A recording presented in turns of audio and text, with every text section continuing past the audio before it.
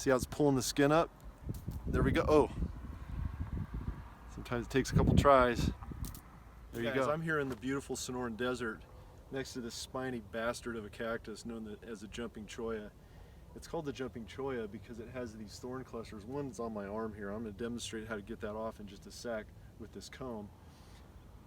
But there's these growth segments on the end of the cactus here, there, and those detach, like this one on my arm, and they will get carried for a while. I could walk through the desert with this attached if I was a deer or something like that, or a coyote. And these little segments will actually take root in the ground if they land in the right spot. That's how you'll notice all this propagation of brand new little plants. A lot of these have taken root because of these segments that drop and disperse around the plant. You'll see huge clusters of these out in the desert.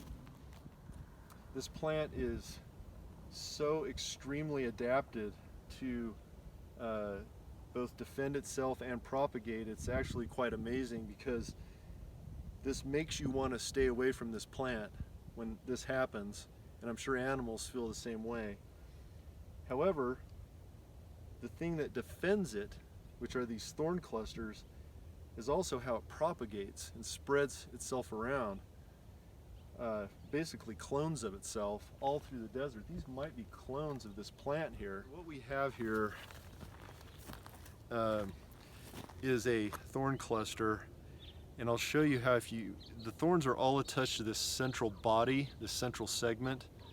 So if I can just get under those thorns that are attached to my skin, and if you look closely, here I'll get up close to the camera here, you can see how those thorns are barbed and they're pulling up on my skin.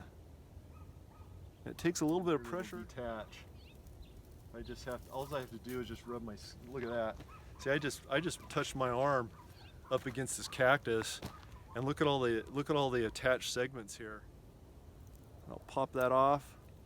Wow, look at that. Get that off. And now I'll get these segments off right here. Boy, this thing's a gnarly sucker, man. Look at that. And you can see, if I show you the right angle, you can see the barbs really hanging on there, and I'm pulling them out. There we go. Get that out. Bam.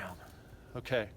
So now I only have a few remnant thorns here, and you'll see how they just are really attached. Look at that. See how it's pulling the skin. So I'll get that out. I'll get this one out right here. Got that one. And get that one. Okay, so that's good. So it's pretty much out of there. Strangely, I mean, if you can probably see a few marks there, but it doesn't make huge punctures in the skin. It kind of holds on to the very, the epidermis area of the skin mostly. But it will go in, and if you hit into that, if you brush up against something after it attaches, it'll go way in, and that's where it really bites. So this is a cactus that